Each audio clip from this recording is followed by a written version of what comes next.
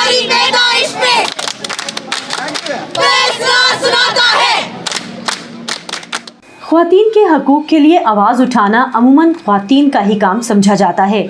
मिलिए उमर आफ्ताब से जो 20 साल से पाकिस्तानी औरत के हकूक़ की जंग में इसके शाना बशाना हैं।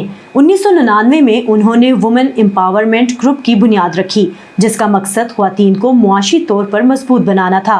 ये पहला कदम उठाना आसान न था। सोसाइटी ओवरऑल पैट्रियार्कल है और औरत को और औरत के से रिलेटेड चीज़ों को एक बड़े सर्टन अंदाज से देखा जाता है। सबसे पहले तो बल्कि दोस्त ही मजाक उड़ाते थे, तुम मतलब मर्दों के औरतों के हकूक़ के लिए बात कर रहे हो। उमर का मानना है कि मुआशरे में औरत को तहफ़्फ़ुज़ सिर्फ इसे मजबूत बनाने से नहीं मिलेगा, इसके लिए मर्दों को साथ लेकर चलना होगा।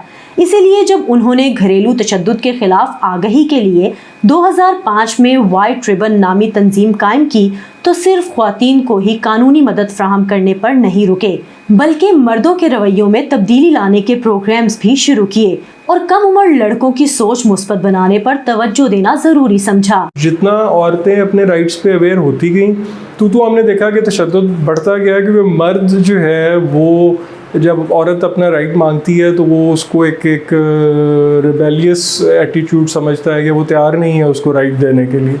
लेकिन जब हम फादरहुड के कॉन्सेप्ट से उनसे बात करते हैं कि कैसे जो घरेलू तशद्दुद है वो उनके बच्चों के ऊपर असरअंदाज होता है, तो फिर हमने देखा है कि कुछ लोग जो है इसके ऊपर थोड़ा कॉन्शियस जो है वो हो जाते हैं। उमर आफ्ताब छाती के कैंसर में मुब्तला ख्वातीन के लिए अवामी ताउन से पाकिस्तान का पहला ब्रेस्ट कैंसर अस्पताल भी बना रहे हैं, जहां तशखीस से लेकर मुकम्मल इलाज और ज़ाती मुआयने की तरबियत से लेकर आगाही तक तमाम काम एक ही छत तले होंगे।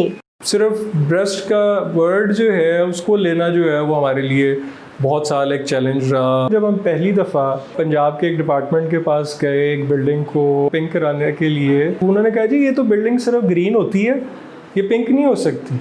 उमर कहते हैं कि 3 साल की कोशिशों के बाद जब अक्टूबर 2015 में मीनारे पाकिस्तान को ब्रेस्ट कैंसर के बारे में आगाही फैलाने के लिए गुलाबी रंग की बत्तियों से रोशन किया गया, तो ये इनके लिए एक यादगार लम्हा था। ख्वातीन की सेहत, तालीम और जिनसी और मुआशी इस्तेहसाल के बारे में आवाज़ उठाने वालों पर अक्सर मगरबी एजेंडा को फ़रोग़ देने का इल्ज़ाम आयद किया जाता है।